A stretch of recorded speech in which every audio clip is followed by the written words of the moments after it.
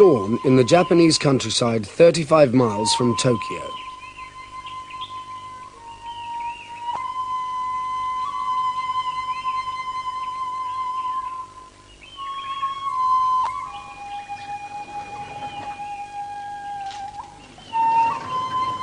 Every day of the year, Ōtake Risuke leaves his house at this time to pray. He always carries his sword. As he walks across his garden, he leaves behind the modern world. He moves back in time to the 15th century. In these few steps, Master Ōtake becomes a samurai warrior, in thought, word, but not in deed. He is among the finest swordsmen living today, the teaching master of probably the best martial arts school in the world. He does not teach a sport.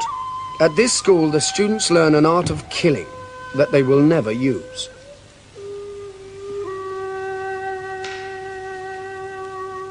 The second part of the morning ritual consists of exercises in the art of swordsmanship.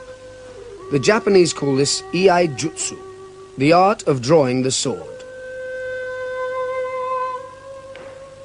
Even now, life in Japan is lived on the floor, so it's natural to start fighting techniques from a kneeling position.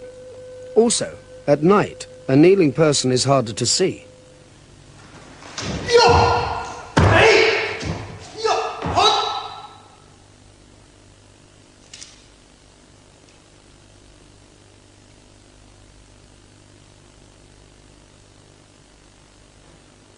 While he practices, Master Ōtake always imagines that there is an attacker before him, and aims his blows at precise points of the attacker's body. His sword strokes are aimed to kill. After each group of strokes, part of the technique is to shake the blood from the sword before returning it to the scabbard. He never takes his eyes from his imaginary enemy.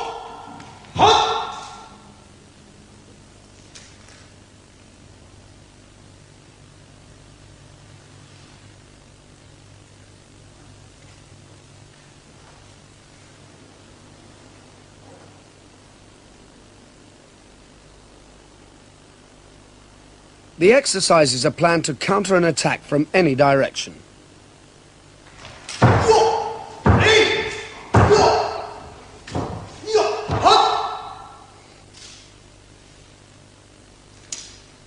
To be effective, the art must be used by a warrior who has developed his willpower. 人食い取らぬ、取らぬ、恋人を傷つけられて、それで女の人がどんなに解放しても治らなくて、それで命を落としてしまった。取らぬ、殺されたですね。そうしたらその若者はもう悲しみのどん底から必ずその虎を敵討ちしてやろうと。それでもう毎日毎日夢を持ってジャングルをさまよって虎を探して歩きました。そしたらある日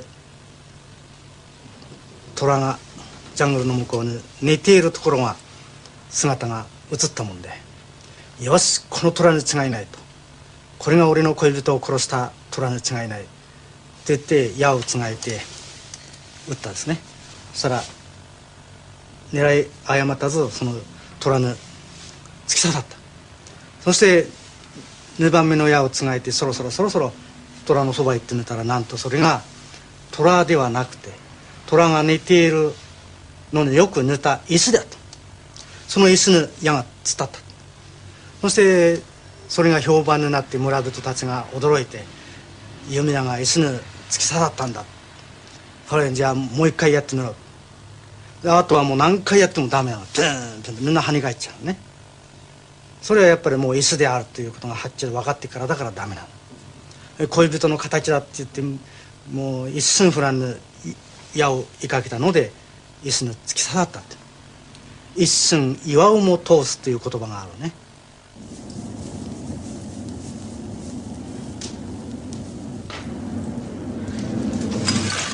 All samurai sought perfection with the sword, not only in the fighting techniques but in the weapons themselves. The samurai and the swordsmith worked together to develop the exquisite, deadly Japanese sword.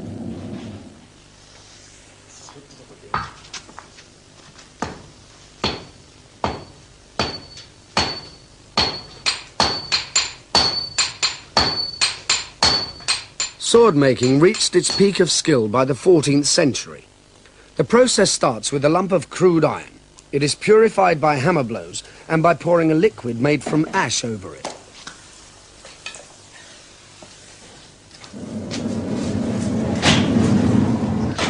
There are 6 men working in Japan now who can make swords to the standard of perfection of the old masters. And Yoshihara-san is one of them. Making a sword is a religious act, a blending of faith and skill, and the result is a work of art.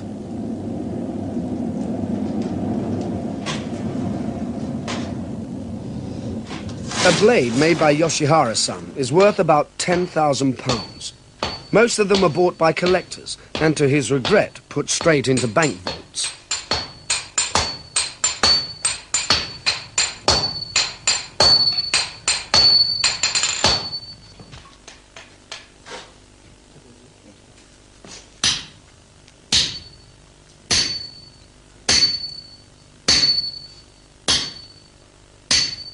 The art of making a Japanese sword lies in the folding of the metal. It is folded up to 30 times, which makes millions of layers. Out of this process comes the lightness and strength of the blade. After the folding, the lump is beaten into its final shape.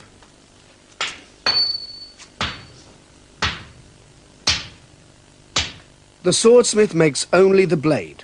Other craftsmen finish the polishing and sharpening, and make the scabbard, hilt and guard.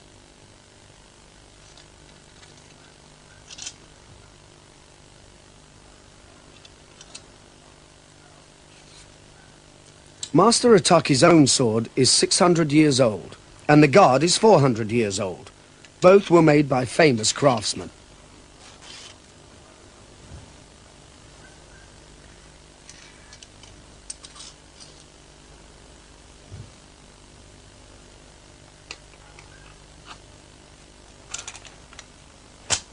The whole assembly is held together by just one small bamboo peg. Everything about the sword is practical. The beauty of its shape exists because an elegant curve is strong and cuts well. The groove is cut into it to lighten the weapon without weakening it, and to prevent suction gripping the sword in a wound.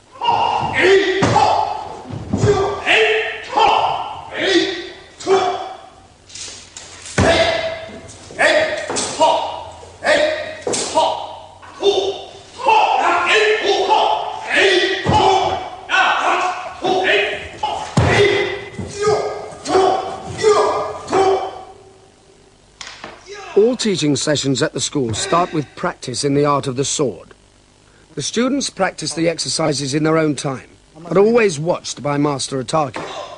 It takes many years to attain speed and precision, to get the control needed to stop the sword instantly in a focused cut. Perhaps the hardest of all is to learn the relaxed balance that allows the body to spin so quickly.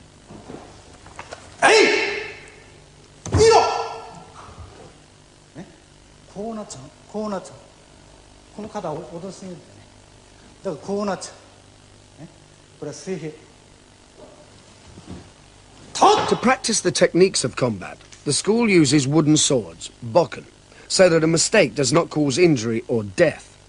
Their teaching is based on the weak points of Japanese armor, which for the sake of flexibility did not protect the blood vessels on the insides of the arms and legs. Their purpose is very different from the sword-based sport of kendo, where the strikes are aimed at the protected part of the body. この振りかぶり方、まだ後ろ見ちゃった。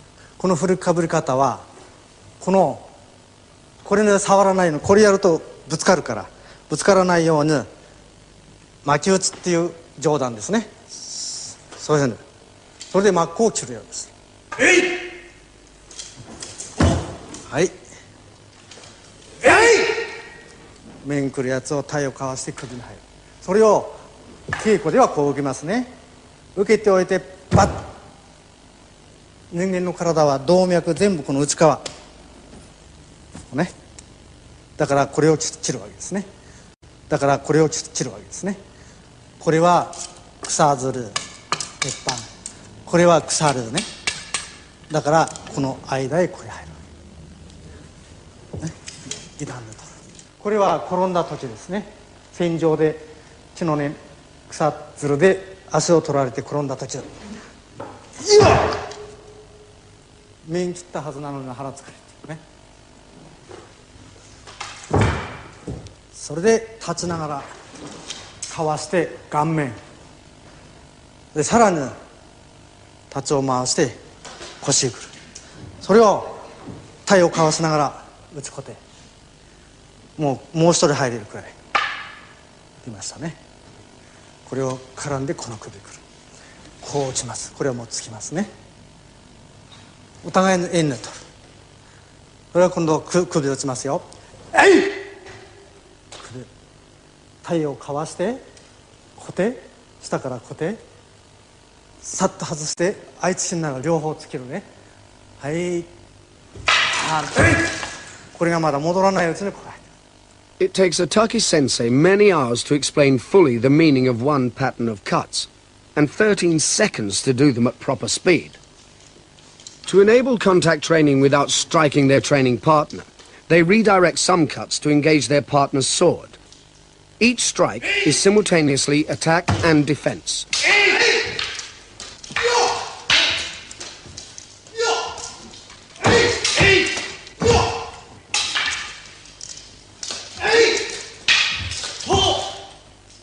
The students practice many different sequences of strokes. Each sequence is called a kata. They never practice free sparring due to the danger of serious injury.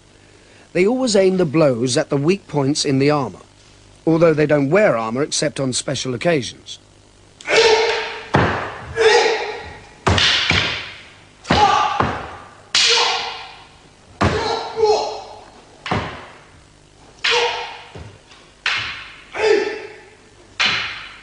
Master Ōtake has two sons. This is the eldest, Nobutoshi.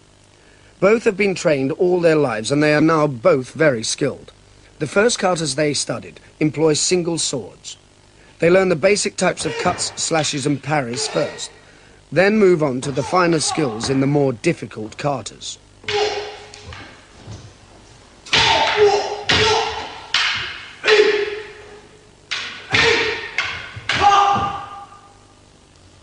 Now, 日本で剣豪ものがブームで、みんなその強い、何回試合しても相手に負けなかったとか、大勢の人を連れ倒したとか、そういう剣豪ブームがありますけども、あれは剣豪ものはほとんど作家、小説家ですね、そんなのの創作であって、事実的なものはほとんどもう 90% はもう創作ですから、実際のところは公表されていないんですね。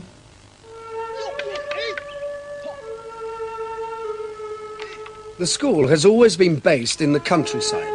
They have a tradition of practicing on rough ground to train themselves in real fighting conditions.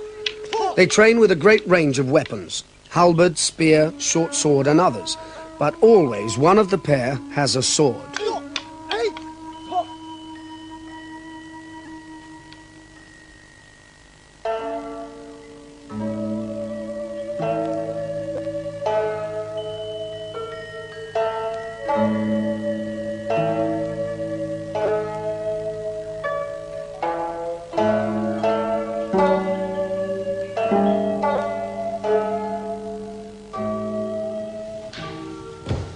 There are no formal teaching sessions.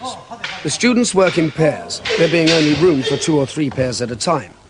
Each pair works through a series of katas, and then their place is taken by another pair. All teaching is individual and is by demonstration.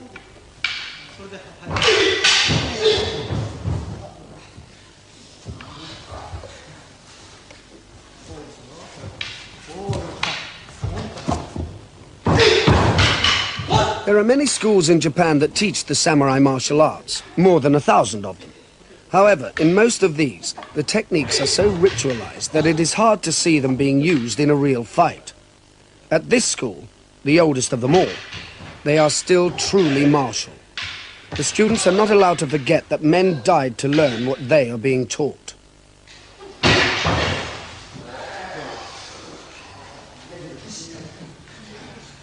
The status of the school depends upon the ability of the teaching master. This means that Master Ōtake must be at the center of focus in any study of the school.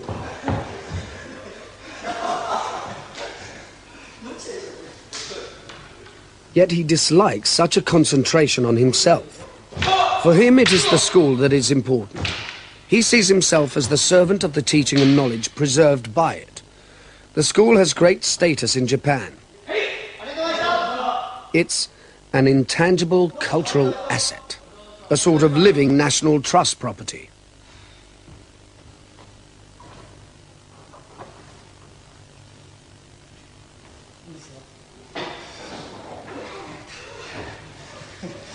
Once, most of the students used to be farmers from the area. But now, many come from nearby cities, or even Tokyo, 2 or 3 times a week. They come from a range of occupations: teachers, dentists, businessmen, accountants. There have never been many of them. At the moment, there are only about 50 active members.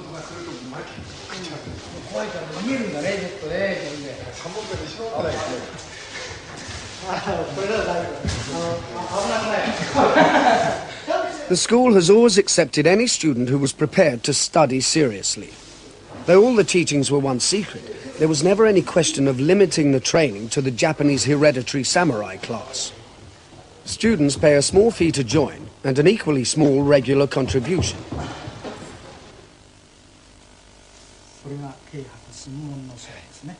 New members must sign an oath before joining the school. ここでもこの辺どこでもいいですね。これでこの先でやってもいいし、ここでやっても切りますから。はい。The rules of the blood oath are: do not lie, be discreet even amongst your family, don't argue or fight or be impolite, avoid bad places at all costs, don't fight until qualified, and keep your oath or be punished by the god of the temple.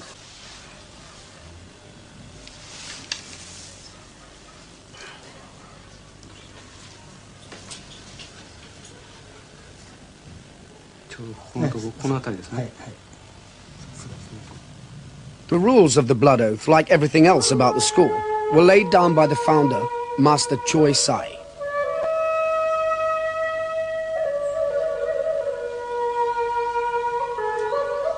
Master Choi Sai was buried here in 1488, at the age of 102. Around him are buried many generations of the masters of the school. The tomb is set amongst trees close to one of the great shrines of Japan. When the founder retired from active fighting, he came to Katori Shrine, and there he started the school.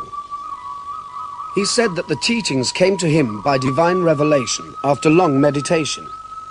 Katori Shrine is one of the most important centers of Japan's oldest religion, Shinto, which is deeply involved with the worship of nature, especially as in the spirit of trees.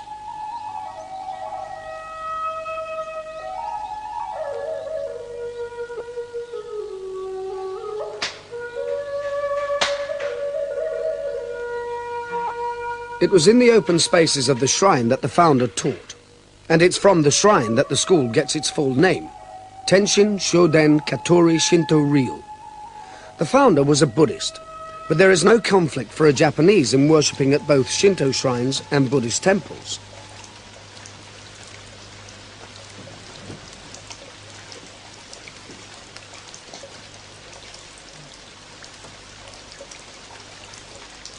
Master Ōtake is the teaching master of the school, but there is also an hereditary headmaster, the direct descendant of the founder.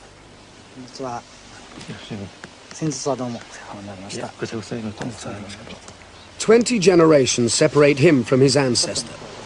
His house is built beside an ancient dojo, now used once a year ceremonially by the senior students.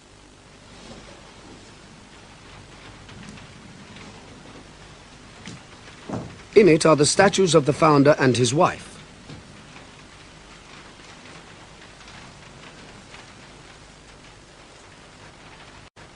It's rare for such an old wooden building to survive in Japan in private possession.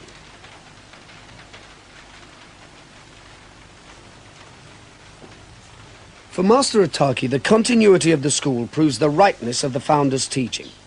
The founder had served and fought for a great family for many years, but when their fortunes declined, he decided that there was much wrong with a way of life that had no future.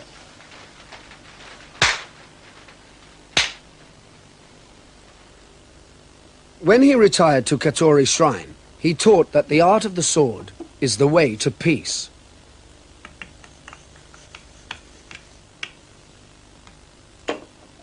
His main teachings are on 3 scrolls that have been copied thousands of times by the masters. The teachings are secret, to be given to the students only when they reach high enough standards.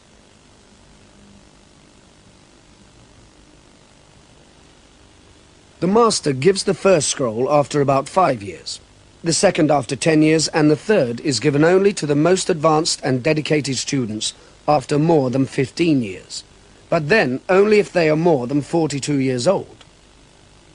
The scrolls are not just about fighting techniques, but include religion and philosophy. All these are combined in a comprehensive strategy for life that governs everything, advising even how to choose the position of your house. だから陰陽学の方では自分が住むところ、これから城を築くところ、そういうところは辺りの草木が青々と肥沃な土地が肥えているところでないとどんな産業も成り立たないとこう言ってるんですね。したがって今度は北ぬ鉱山、玄武寸これを守る。北は高くなければいけない。自分がこれから城を築くというところはね、北の方は高くなければいけない。下は高い山がなければいけないという。玄武これを守る。それから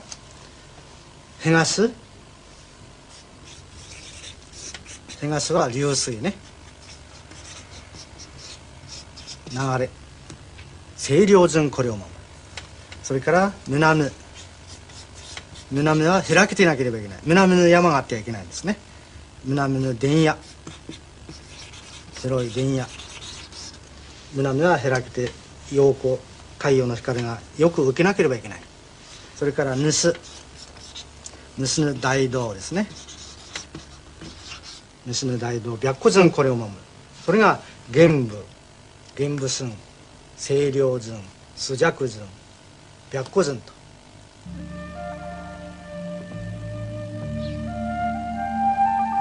Master Ōtake chose the building site for his own new house by these principles. He was uprooted by the building of the huge international airport for Tokyo, and the government helped him to buy a new site. It was not easy to find somewhere that followed the rules, but he succeeded. To the east, there is a small stream. To the north, a hill.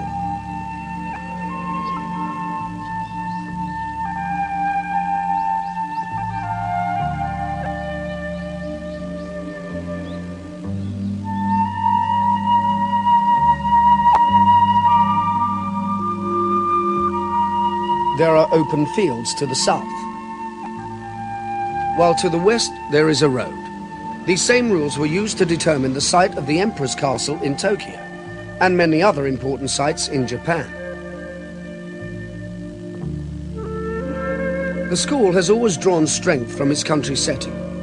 It has not depended on the whims of great men. It has been separated from the affairs of state, one reason perhaps why it has survived.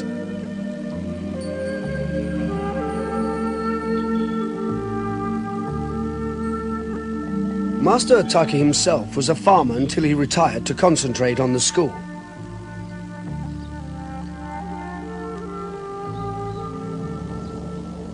When he was forced to move his house, he brought 2 important things with him. One was the training hall, the dojo, taken apart and reassembled on the new site. The other was the ornamental trees that he had trained in the traditional Japanese manner, branch by branch, into the perfect informal shape.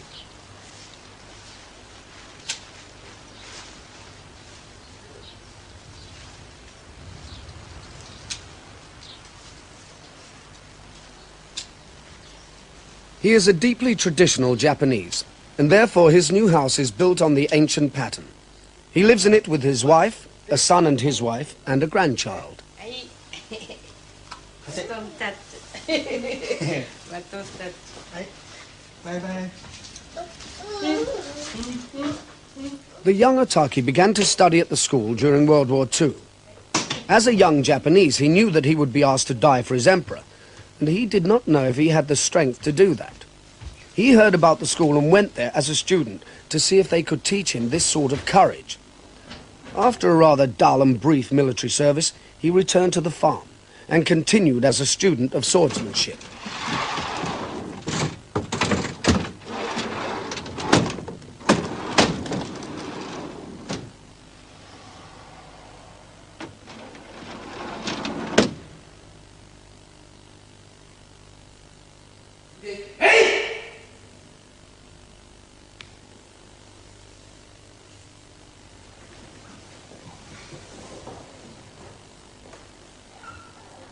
His master taught him the samurai code of honor, Bushido, the way of the warrior. For Master Ōtake, the popular idea of Bushido is over-romantic and misleading.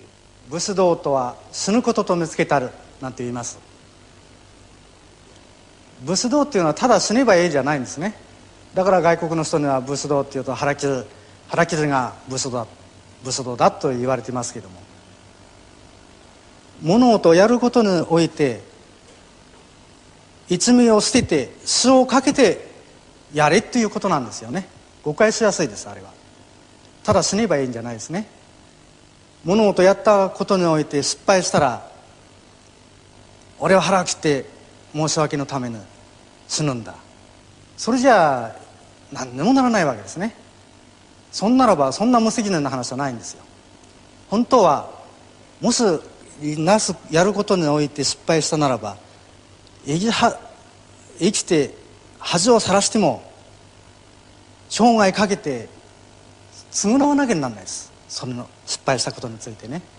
それが本当の武士道なんです。本当の武士道っていうのは The samurai reached extraordinary levels of skill in fighting. They also believed that honor was more important than life. So they fought without fear and were formidable because of that. Their code was harsh, but at its best, it led to lives of courage and deaths of great dignity.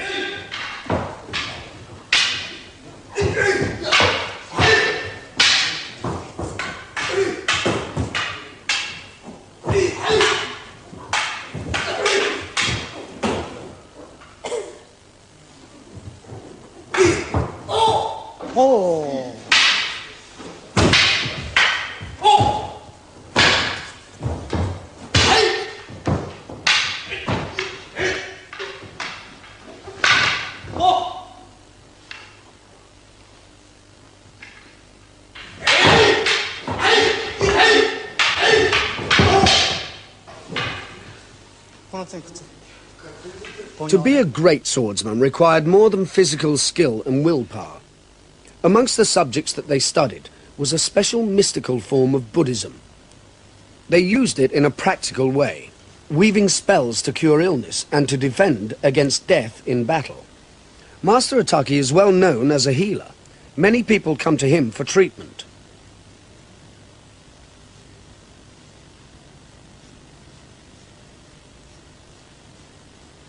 When patients come to see him, he makes a spell suitable for their particular illness.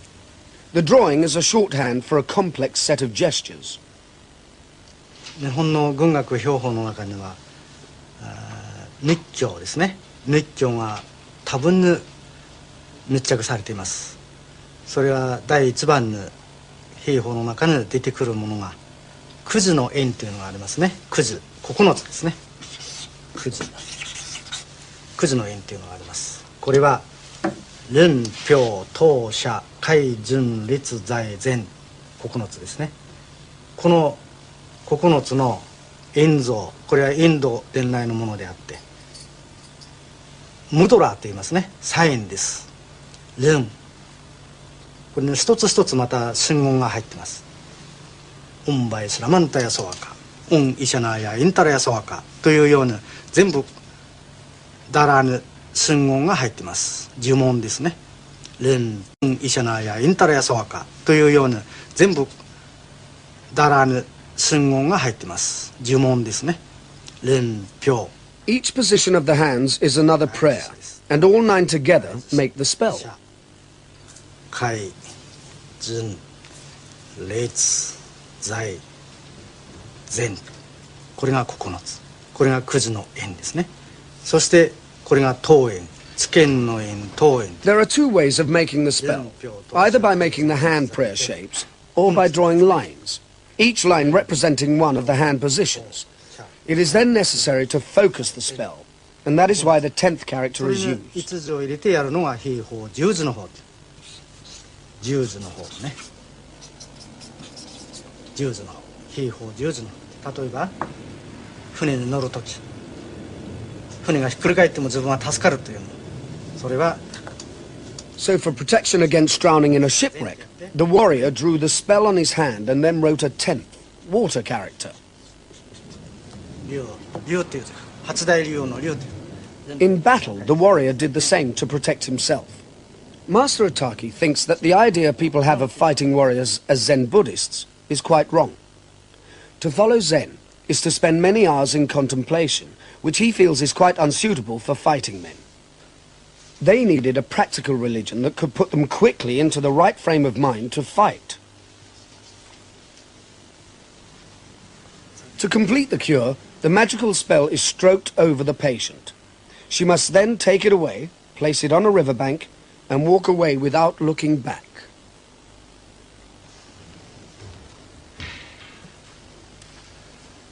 The training session for advanced students covers all types of weapons. For each weapon, there are special exercises. After the sword sessions, they move on to single sword against short and long swords. These were the weapons carried by the samurai until just over a century ago. They could, of course, choose to draw only one of their swords, but once both were unsheathed, special coordination had to be learnt to use them effectively.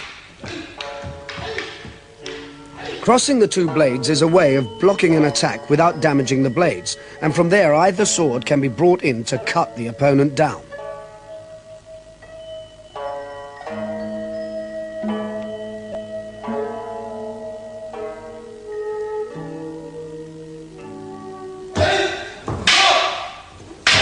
Many fighting arts use a staff, called a bow by the Japanese.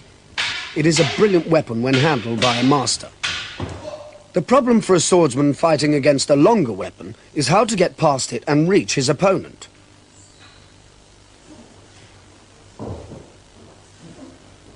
A well-placed blow from an oak staff can shatter a sword blade or a helmet, but the sword can make a lethal wound by the lightest of touches.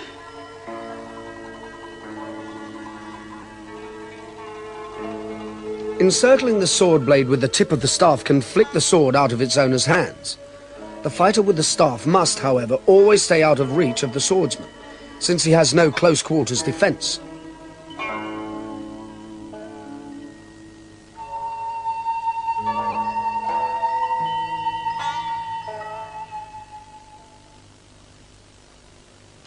Father and son practicing sword against halberd.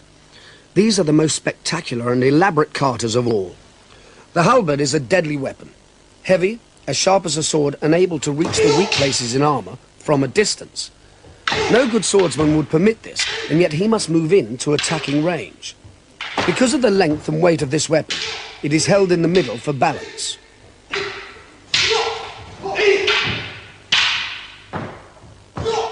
To counter these powerful strokes demands great skill from a swordsman. He only has a slight speed advantage, and the halberd has the butt end of its shaft available to parry blows.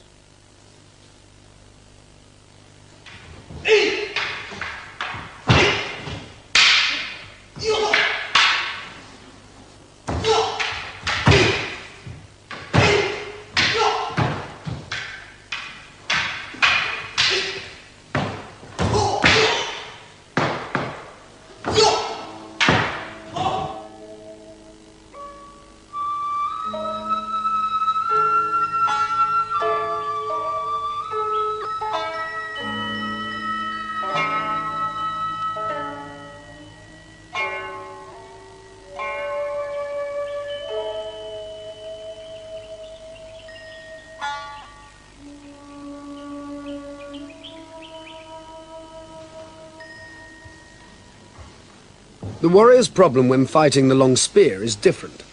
The man holding a spear will always try to use it at a distance, and the problem for the swordsman is to prevent its powerful momentum striking him. The warrior must attack past the spear point, but his opponent can draw it back quickly.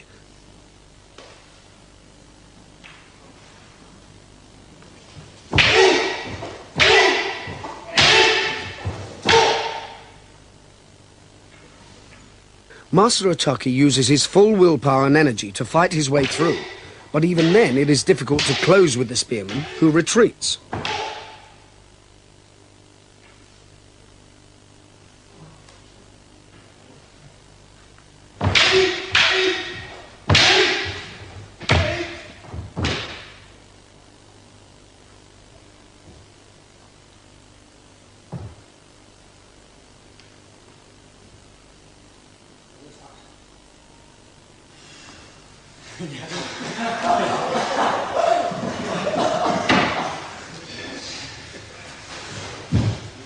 There are certainly many other techniques that the school thinks are too secret to be shown to outsiders. They would include unarmed combat using particularly dangerous techniques, since they were designed for the battlefield. Yet at the heart of the teaching, in spite of the concentration on the art of killing, the founder's message is one of peace. He taught that fighting is the last resort, and to kill is evil.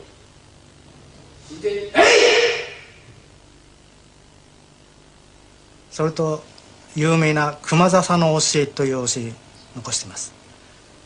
熊笹の教えっていうのは、香取の道場の近辺には今でもたくさん生えていますけれども、細い篠ですね、笹ですね。そこへ武芸者が訪ねてきた時には、一手教えを願いたいって来た時には、じゃあ門人たちにその熊笹の上に御座を教えて、そしてその上に長久先生乗ってこうシャッとつぶれないですね、さっと乗ってさあどうぞっていうこと。そうするとそれを見た武芸者はもう見ただけでもう毛穴が総立ちになってね、自分が乗ったらぐちゃぐちゃっとこう倒れますから、それ長久先生は御座の上に毅然としてもう座ってられる。その真似はできないんです。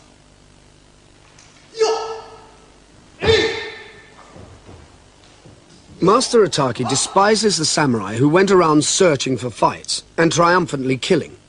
He thinks that they led distorted lives and that it's wrong for them to be admired. They left nothing. But the founder of the Katori Shintō-ryū left a family that continues after 20 generations and a school that has made no compromises in its teachings since the 15th century, and yet retains relevance for its 20th century pupils.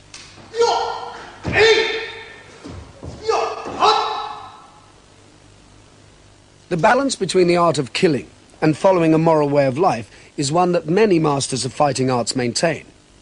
For them, and for Master Ōtake, the arts of war are also the way of peace.